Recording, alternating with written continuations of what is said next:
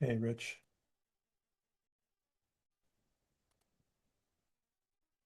La la la, two, two, two. Testing.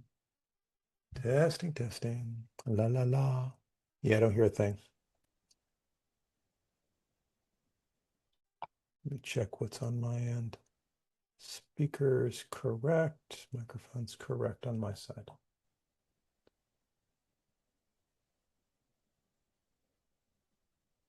Still nothing. Still nothing. La la la. Two, two, two. I'm not hearing anything from Richard.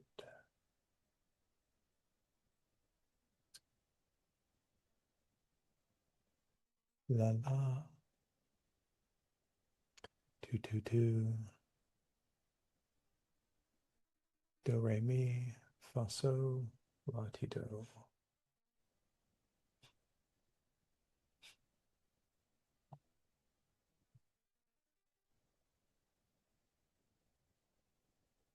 Do, do, do.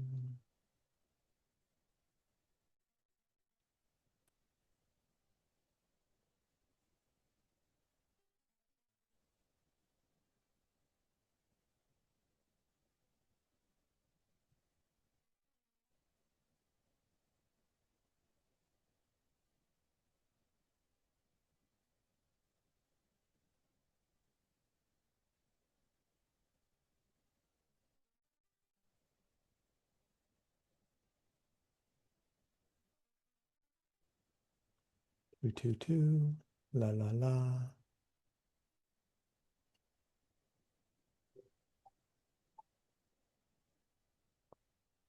Hey, Rich. Tom.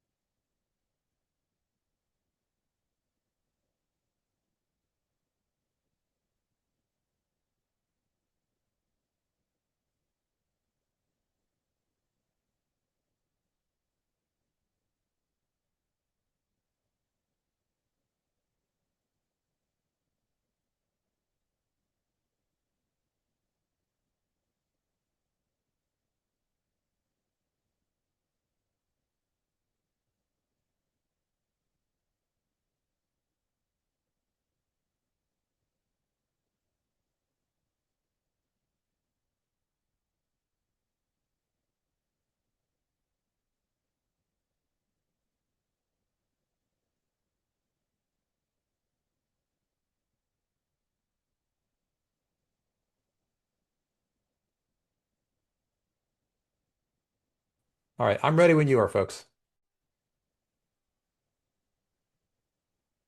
And yes, and your name again is Michelle. Thank you, Michelle. Alrighty. Well, through the magic of internet lectures and Zoom, we will be doing a less interactive than I would normally have liked conversation, and I will, of course, do my utmost to meet your needs. And oh, we need to turn on screen sharing. So get Richard back in the room and tell him to turn on screen sharing. Sorry, we should have tested that before we assumed we were ready. Okay, looks good. So this talk is on handling factionalism in your organization. and specifically how to handle factionalism in the most, how do we say, constructive way possible, given that you can't always be constructive when there's factionalism. We're going to do our absolute best to make it be as doable as possible and preserve the organization as well as you can. And Michelle, if you would look around the room as I ask this question, because I don't have a camera and I don't have sound. So I'm doing this entirely by feel and the occasional feedback from Michelle.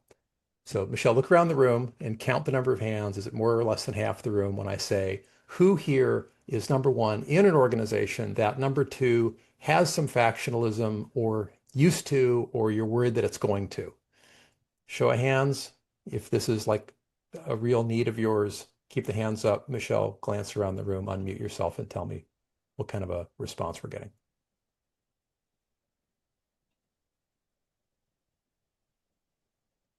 At least half the room. Okay. And so the rest of you are living in a beautiful fantasy world and you don't yet realize that factionalism is coming your way. So trust me when I say this will be relevant to you, whether you like it or not and whether you're ready for it or not. So a bit of background on me. Among other things, I was the 2002 Libertarian candidate for governor of Oregon. I got about 5% of the vote that year, and the first and second place finishers were less than 1% apart, which meant I was absolutely either the spoiler or the kingmaker or something, depending on your point of view, meaning the people who voted for me are the fickle people who both parties really wanted to make happy next time around. And I was the LPO state chair the following year. I dealt with a lot of factionalism there. I became the GOP candidate for treasurer of Oregon in 2006. And since 2000, I've been a leadership coach and trainer for executives. What I'm going to tell you about today is a clear definition of what a faction is, a clear definition of what a collective is, because factions exist inside of collectives. And if you don't understand the nature of a collective, you won't understand the problem of factionalism correctly. The value that factions bring to a collective, because factions are not evil necessarily, and how to transcend factions, or at least factionalism, and how to manage the factions when you can't transcend them. And that should give you a pretty good working knowledge of what to do and how to do it. Okay, so real quick, what's a faction? Sometimes called a caucus. And a faction or a caucus is any subgroup that has high internal cohesion. And high internal cohesion often has to do with agreement on issues or values. Now, you'll also have things like the Congressional Black Caucus, which coincidentally omits the one Republican black member of Congress for some reason. That's baffling to me. But they have high internal cohesion, usually but not always agreement on issues or values. Number two, a faction has usually a looser connection to the larger group. You can see how this begins to become a problem. If I've got 2, 3, 4 factions in my larger group, and they are more interested in their internal cohesion than they are in the good of the larger group, it can mean that they'll put their own interests ahead of the group interests, and that can be harmful to the larger group. And factions or caucuses may be willing to fight for control of the larger group, and that may or may not be a bad thing, because sometimes fighting for control requires you to build alliances or demonstrate competence or be more in tune with the electorate. There's ways in which that struggle for control can be constructive, not merely destructive. And one example of factionalism was from the Dallas Accords and the Libertarian Party of 1974, which I'll talk about in a later slide. So factions exist inside of collectives. What is a collective? Well, every political party is a collective. In a sense, every campaign, every candidate's campaign is a collective, although it's not the same structure. But every effective political group is a collective, even though there's non-political groups that are also collectives. A homeowners association is, for instance. But what makes a collective is that the members agree to give the group the power to reach less than unanimous decisions that nevertheless bind all the members. Now, let that sink in for a second. That means that every time the group makes a decision along these lines, they will have winners and losers. Because only if it were unanimous would there be all winners. If there's winners and losers, because it's a less than unanimous decision, whoops, that means there's a chance that people will be so unhappy with being in the minority that they want to leave. And this is less than unanimous decisions that are binding on specific topics using various different decision rules that can vary by the topic, like a majority rule, two-thirds decision, and so forth. Furthermore, the member agrees to give to the group the power to compel us as individuals to honor the decisions even when we don't like them, even when we're in the minority, even when we voted against them. And the collective has the power to change the decision rules via a collective process like a two-thirds vote. And well, gosh, if I'm at the risk of being a minority and having my rights trampled on, why would I even join a collective? And the answer is because in groups we have power. Individuals get a lot of power through voluntary association in collectives. And I would emphasize the voluntary association element of this as much as possible. Okay, so what is the positive that factions bring to the collective, to your party, to your group, to your whatever? And I would say number one, they bring the growing of the tent. Number two, multiple perspectives. And number three, resources. I'll give you an example of that. The Reagan Coalition was 4 factions. Many of you know about this in some detail. I voted for Reagan in my first time I voted as a young man. The religious right. What did they get? They got judges, and they also got a seat at the table. They wanted a law banning abortion. They did not get that.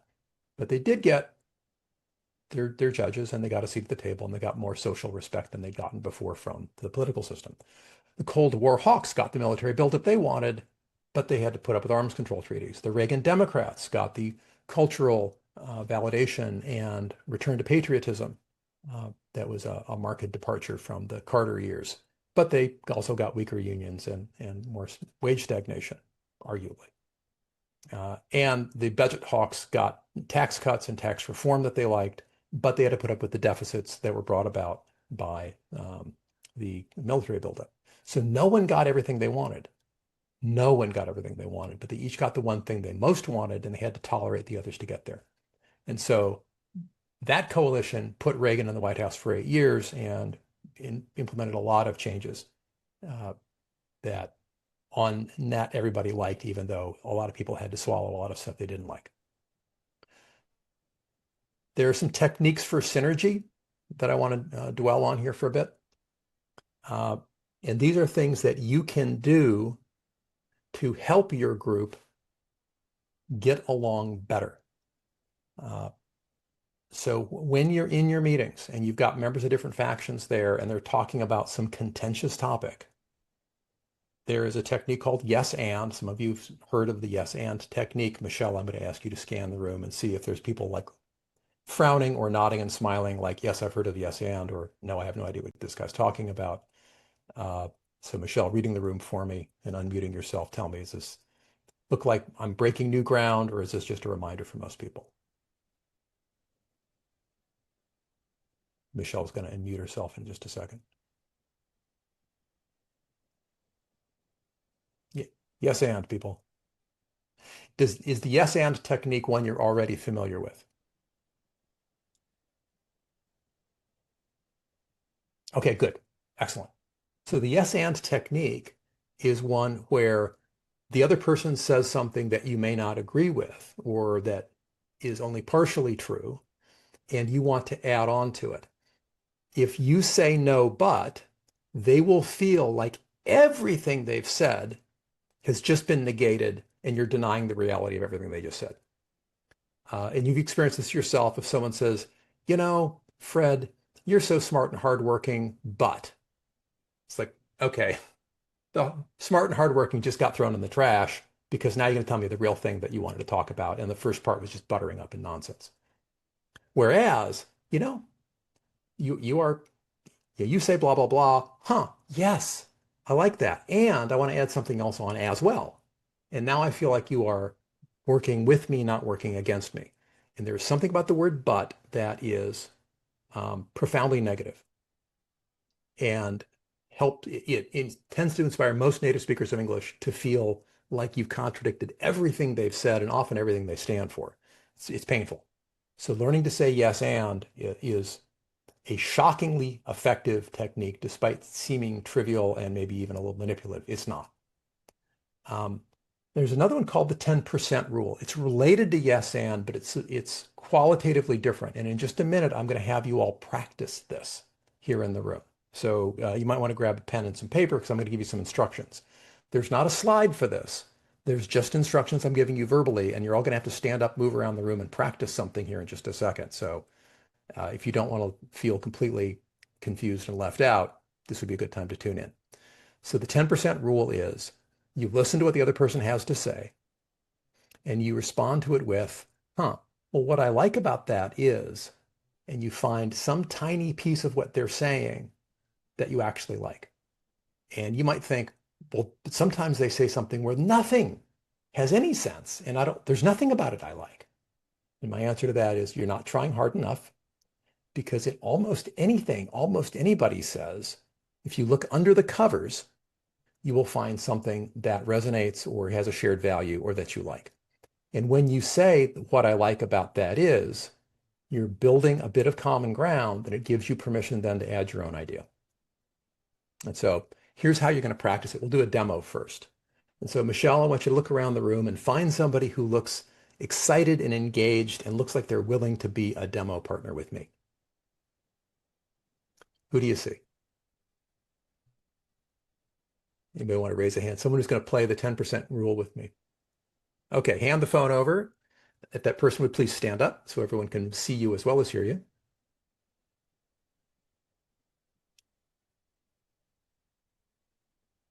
Yep, the only way I can hear anything in the room is from that phone. Super. What's your name, sir? Robert. Thank you for playing. Everyone give a hand to Robert for his courage. Very nice. And so, Robert, what I'd like you to do is offer me a perspective that on politics, on some issue you care about that may not be the one you actually believe in. In fact, it'd be great if it were something you thought was a bit silly, some perspective that's the opposite of your own. Because it's easy to hear the 10% rule when you think that there's like nothing in there to possibly agree with. So what's something that you care about politically, Robert? Just a topic. Just a topic. What's a topic you care about? Oh, logging. Logging. Super. And so give me a statement that you would normally totally disagree with about logging policy in the state you live in.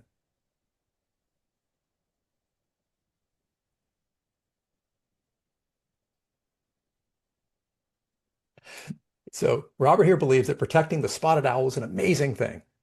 Okay, we know that he's taking the opposite position. And let's say I'm actually pro-logging, and I think that the spotted owl has been overprotected to the extent that humans have been thrown under the bus. But I might say to him, it's protecting the spotted owl. So it sounds to me like, Robert, you think that the health of the forest is pretty important. I mean, what I like about what you're saying is it seems like you care about forest health. Okay, very hard to fight me on that. Very hard to fight me. So what I like about that is you seem to care about the health of the forests. Now, you'll notice we're no longer talking about positions. We're talking about what's underneath it. And so what the 10% rule can help you do is this next thing you see on screen, which is find the value behind the position.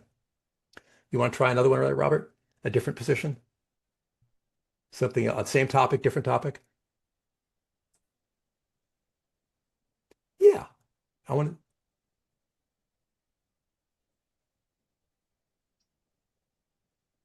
Yeah, that'd be ideal.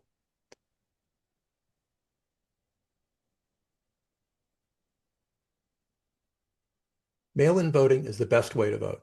And what I like about what I hear you say is that you think it's important that voting be done well, and that voting's important, right? Now you notice I didn't agree with his position. I agreed with what was behind his position, something about voting being done well. Now then we could fight over actually vote by mail is fraught with fraud, risks, and blah, blah, blah. But now you're getting into positions again. And so what I like about it is move gives you the space to start to build on people's ideas without getting into a knee-jerk place of opposition. This doesn't paper over every problem, but it does give you a chance to have a conversation. So what I'd like you all to do now is get into groups of 2 and 3. We'll give you a couple minutes on the clock here. I'll put a clock up on the screen. And Robert, if you are you willing to be my surrogate instead of Michelle for the next 5 minutes? You're excellent. Thank you, Robert. So I'm trying to spread the load here. So what you're going to do is get into groups of 2 and 3, and you're going to try to recreate what you heard me do with Robert. Let's do one more demo, actually. Let's do one more demo. Robert, I would love for you to do your best to do the what I like about this is uh, game.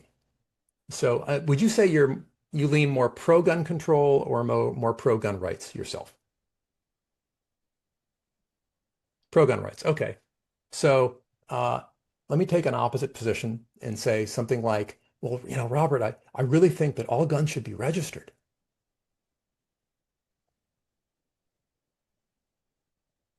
And, okay, use the words what I like about that is. Always use those words.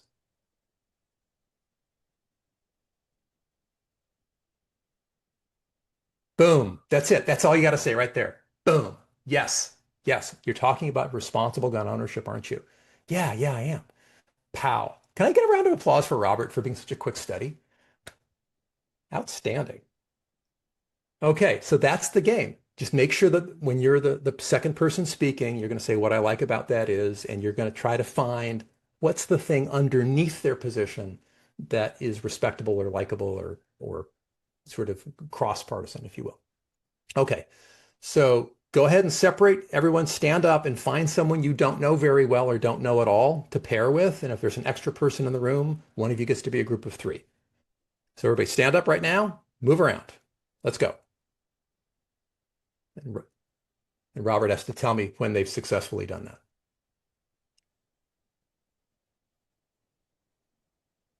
Everybody pair up. Everybody pair up with somebody you don't already know.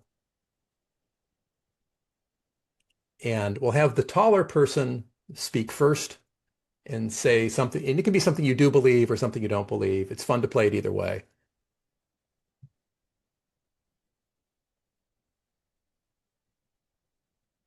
I will start as soon as Robert or Michelle gives me the thumbs up that everyone's paired up properly.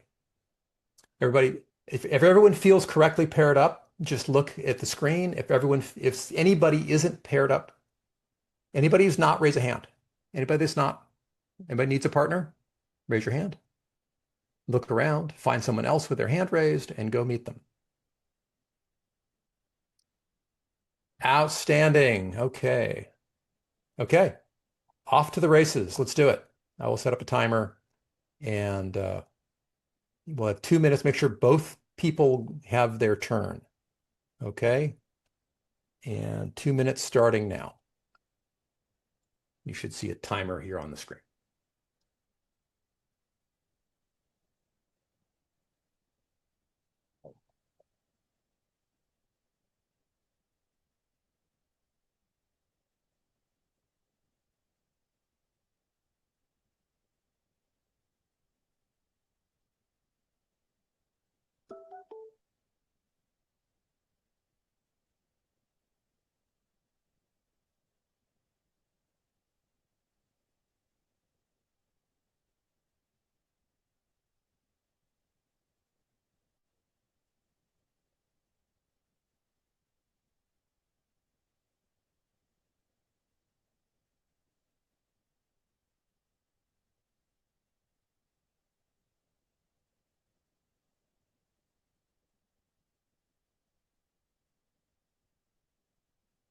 Okay, make sure you switch speakers. Make sure everyone gets a turn.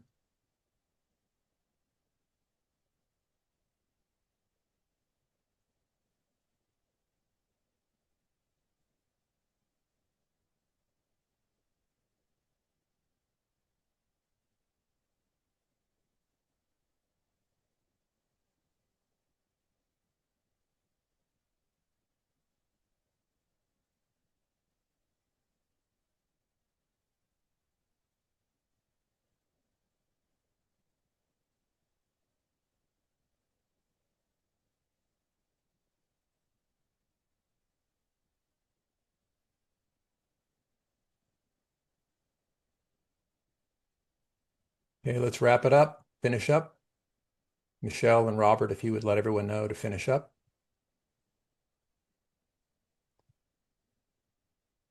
Wrap it up, wrap it up.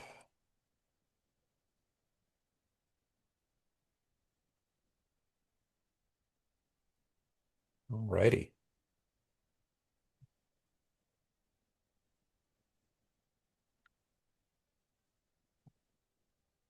It sounds like people are having fun with this exercise. Yes?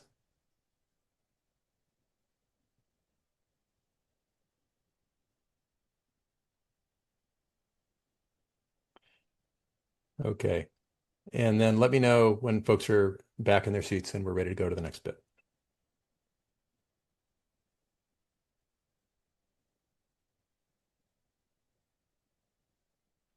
Is Michelle back on the phone now? Okay. Are they mostly back in their seats and ready to go?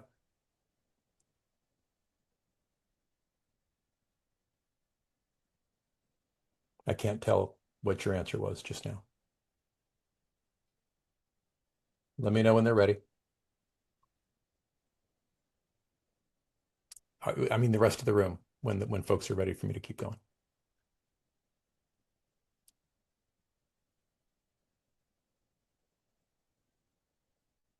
There we go. Okay.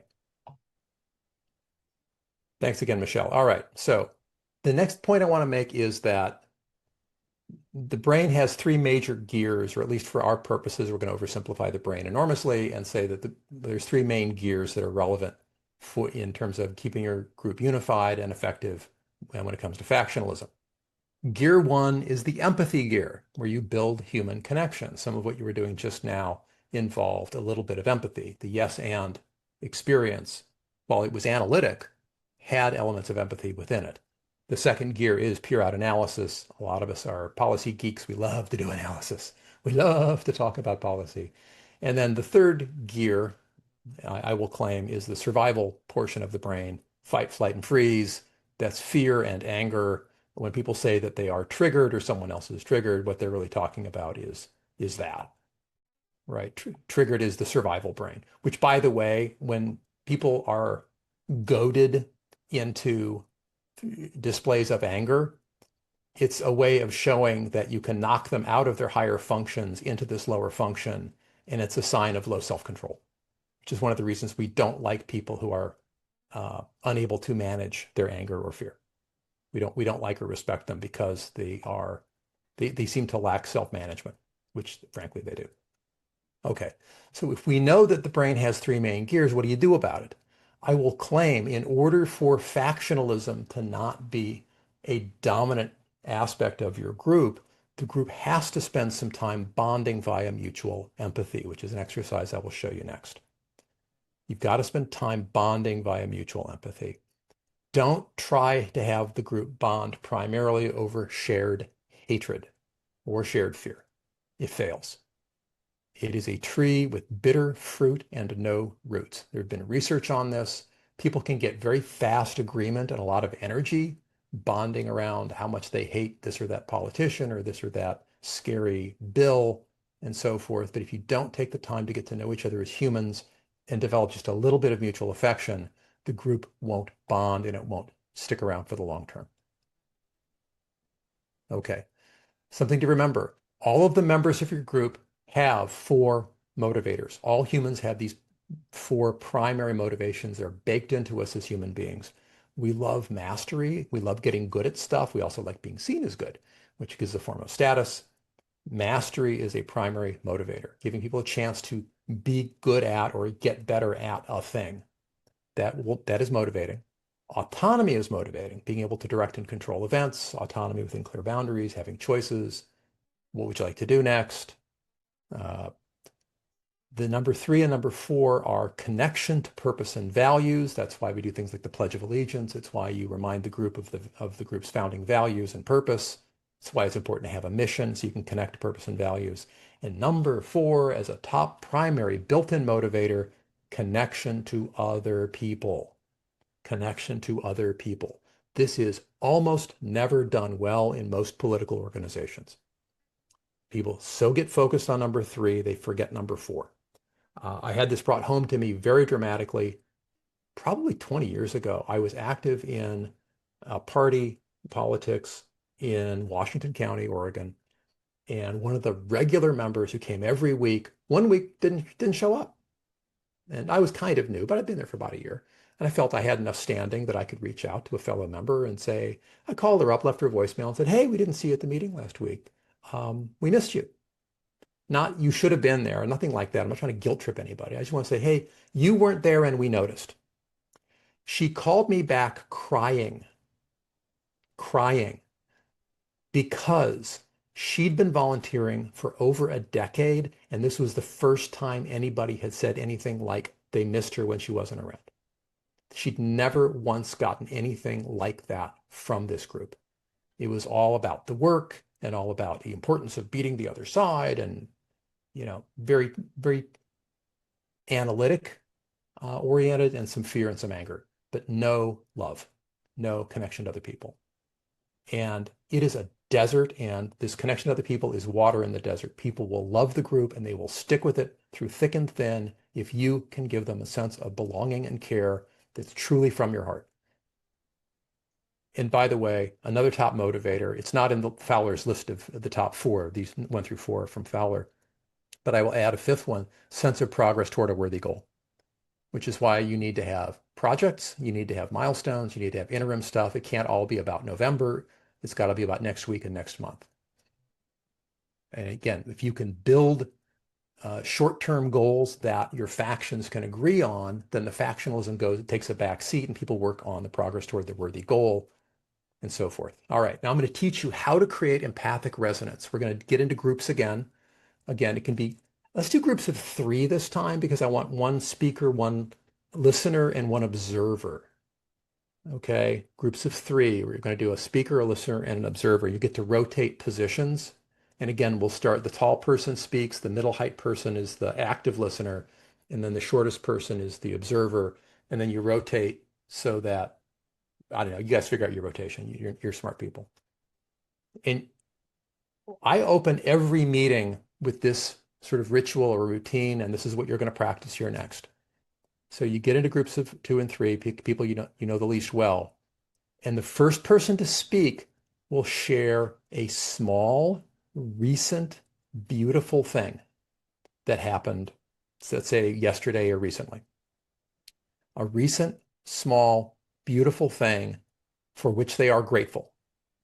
Now, when you practice gratitude, many of you know this from Bible study, you know it from just general life experience, getting deliberately into gratitude shifts your brain activity into the empathy circuitry, and it makes you more positive, and it makes you, frankly, more pleasant to be around. It does suppress analysis a little bit, but we kind of don't care right now because we're not going for analysis, we're going for bonding. And after the first person mentions the small, beautiful thing, it could be, I saw a beautiful sunset, or, it's actually really gorgeous out right now. I love seeing the trees at this time of year. It delights me. Then the active listener is going to ask at least one follow-up question about the thing. And just from true curiosity. If you said, oh, I was playing, fetch with my dog, and I don't know why, I just get this big dumb grin on my face when I play fetch with my dog. Your follow-up question could be, how old is the dog, or what kind of dog, or, have you always had dogs, or it's like, what is it about fetch that's so delightful? Anything. And then the second thing that the active listener says is they imagine out loud what that must have felt like for you. Wow, I bet that was a lot of fun. Or, oh yeah, I've had similar experiences. I bet that just filled you with, like, did you get this warm feeling in your chest? You're trying to imagine what they felt like. And when you try to imagine what the other person feels, even when you guess wrong, they love the fact that you're trying. And what we're trying to do with this exercise, when you get to here, you're paying attention, here, you're imagining, and that's empathic resonance, 2 people having a similar emotion. Now, I mentioned you don't want to bind around a shared hatred, but shared hatred is a form of empathic resonance. It's just a very shallow and dark one. This is a more upbeat one. And by the way, the first person is sharing something from their life. And so you're getting to know them just a little bit, like now you know they have a dog or whatever. And the first person decides how much they're sharing, right? So we're not prying, they're volunteering. And now you're doing these two things. And then you just rotate and repeat. And the third person, I want you to notice the vibe between the people. And it will help if you nod and smile as you're listening. That will help. It'll help create the vibe we're looking for. And what I want you to do is practice this. We'll do, probably 2 or 3 minutes total for this. It's pretty quick. And then I want you to reflect on and stay in your group and reflect on what was it like to do this thing. So Michelle looks like she's about ready to be my eyes and ears. Michelle, you up and ready? Outstanding. Okay, everybody stand up and get into groups of 3, please. Groups of 2 also work, but groups of 2 or 3, preferably 3. It can be the same person as before, plus 1. It could be totally new people. Totally doesn't matter. Get into groups. I'll give you 3 minutes on the clock. I'm going to keep the instructions on the screen. Do we need to do a demo? Would a demo help?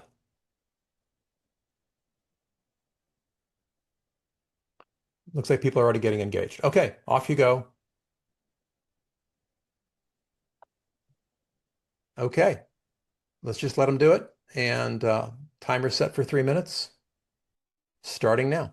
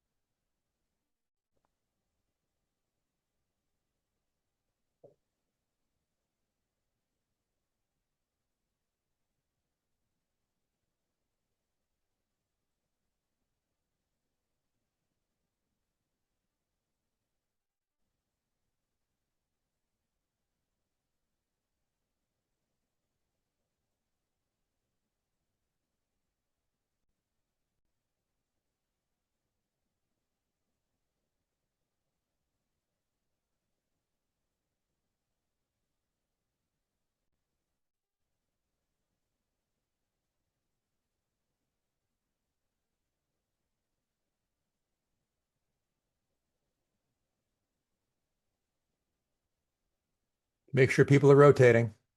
Michelle, make sure they're rotating. Nag them for me. Make sure everyone's rotating. Make sure that people are switching up.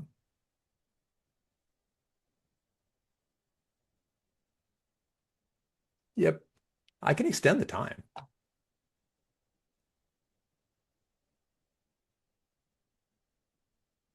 Right, we're almost ready. Okay. Okay, quick. Did everybody get a chance to go? If not, we can extend the time. Did everyone get a chance to go? Is there anybody who didn't get their chance to share? Anybody not get a chance to share?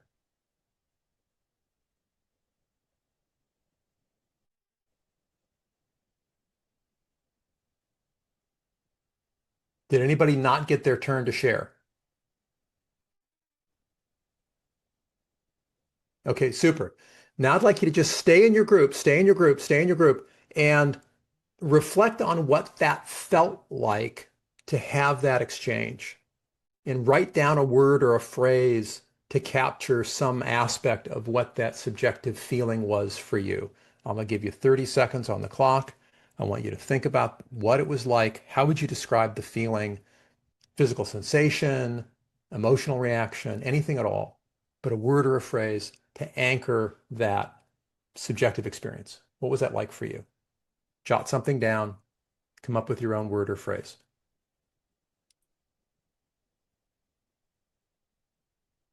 It doesn't have to be a good one. If it was awkward and stupid, you can write down awkward and stupid. I'm fine. I won't take it personally.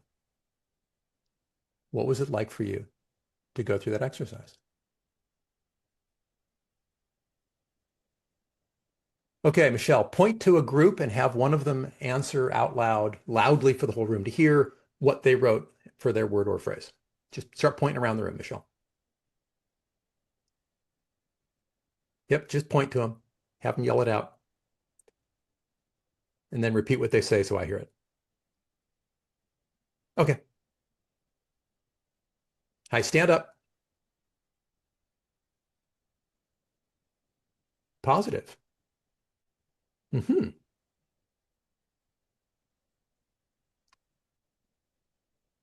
Right.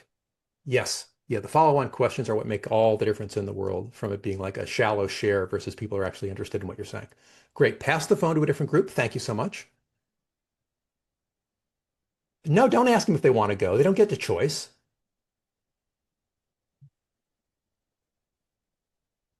Just pass the phone. Here, your turn. What's your name? Yes.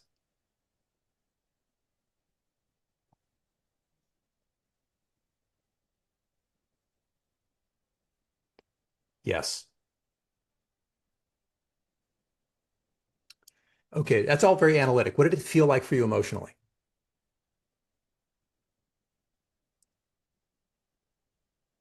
Did you like it? It felt connecting. Yeah. Okay. Look around the room. Is everyone else going, yeah, me too? Is that kind of a yeah, me too experience for folks? Yeah. So if you were in a group and this was a standard ritual, would you enjoy that group a little more if you did that every meeting?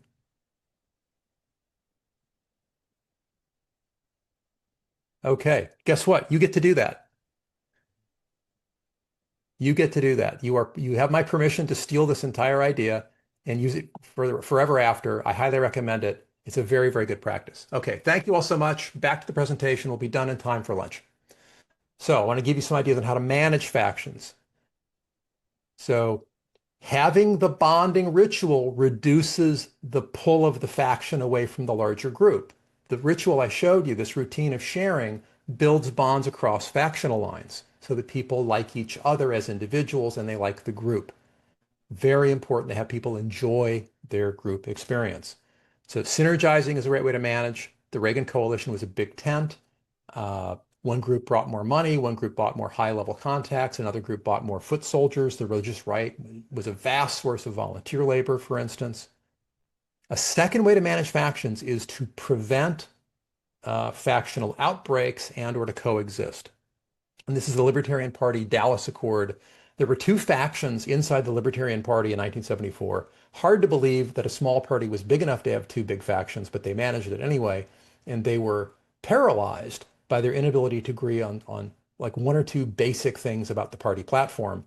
And they finally in 1974 said, hey, this is stupid. We're wasting all of our time fighting each other. Let's just have a platform we can all agree on. And if we have to be a little bit vague in this one area where we disagree, it kind of doesn't matter in the big picture. And they were able to come up with language that everyone agreed to. And they literally wrote down an agreement that they wouldn't fight about this area of like what form of libertarian utopia they were all going for, which is completely irrelevant anyway, because you're never going to get there. And that peace treaty held up for decades, and it greatly reduced their infighting and made them a more effective minor party. And then the third choice, limit, purge, and rebirth. This is obviously we're accelerating here. synergize is great. Prevent and coexist, you're just sort of managing things. Limit, purge, and rebirth is a little more drastic. Uh, and one example of that is William F. Buckley, who dealt with the John Birch Society. Buckley was a thought leader in the conservative movement, and the Birchers were essentially conspiratorial nut jobs. I guess I would say, I'm sorry if any Birchers in the room, I'm sorry, but that is the reputation. That is how I feel. I'm so sorry if that feels disrespectful.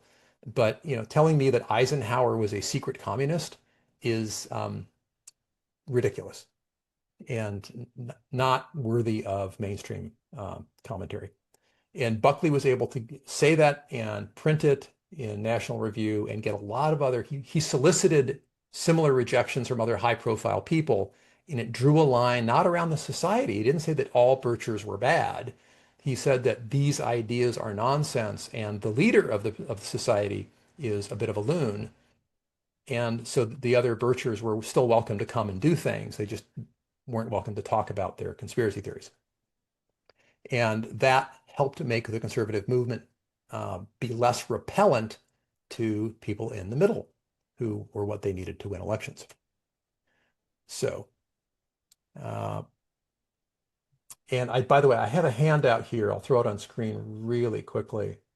This will be a take home. I'll give it to Richard and Richard will email it to you. Actually, no, better yet, I have to correct that. I have a typo in my own email address. How shameful. I will put on screen my email address. If you drop me a note, I will send you the handout. But this is something that you and your group can use to defend your mission and your group from toxic factionalism. There's things you can do that are preventative, like the vesting protocol or the Dallas Accords. There's things you can do to contain and limit, like the quarantine strategy and the William F. Buckley approach. And worst case, there's the amputation and the Phoenix strategy, which is what the Whigs did. What happened to the Whigs in 1854. Basically, the anti-slavery Whigs just left the party and founded a new thing called the Republican Party. So if you want that 3-pager as a PDF, we can mail that to you. Here again is the email address. And you can also link with me on LinkedIn if you'd like. If you have questions, just wave your hand and ask for the phone, and I would be happy to answer your questions either now or in email later. And by the way, okay, super. And if any of you have a group that you think would benefit from any input from me, I'm actually available to coach one group in the spring. I have room for one pro bono client. So if any of you would like to be that pro bono client to get some help with leadership coaching and training, that will be open in February is when I'm going to make my decision on who I'm going to do that with. So feel free to drop me a note and let me know that you'd like to consider that. There's a question? Outstanding. What's your name? Hi, Linda.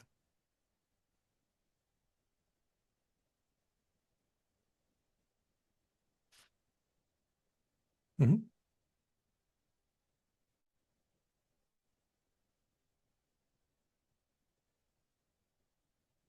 Mm-hmm. Of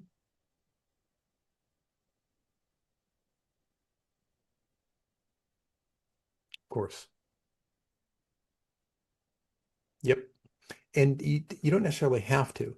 If you're deeply passionate about something, the question is, does the rest of the group disagree? Are they like actively opposed or they just kind of don't care? Like I'm big into gun rights and my HOA, they don't care.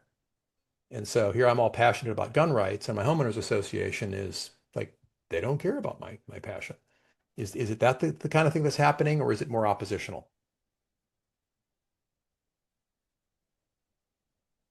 Yeah, it may be that it may be that they're the wrong group for you. There's a difference between positional opposition and values opposition. So positional opposition is what's the best way to pursue our shared values and our shared goals. But a value opposition is they want to bring about an outcome that's fundamentally different from yours.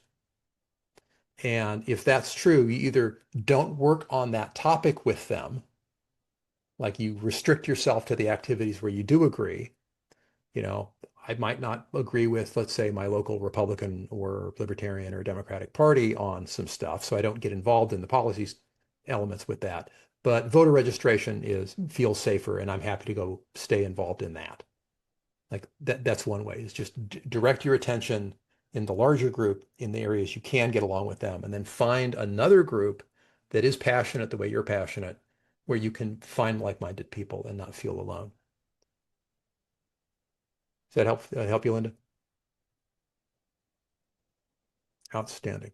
Okay, because you deserve to have other people in your life who work with you and share your values. Super. Yeah, you. Thank you all very much. Give yourselves a round of applause for your courage. Thank you. I know I push people out of their comfort zone with my exercises, and you all did very, very well. So thank you all. I don't know if lunch is ready for you, but I'm going to let you go. Thank you all. And Michelle, thank you. Can I get a tiny round of applause for Michelle, by the way? Brilliant. All righty. Take care.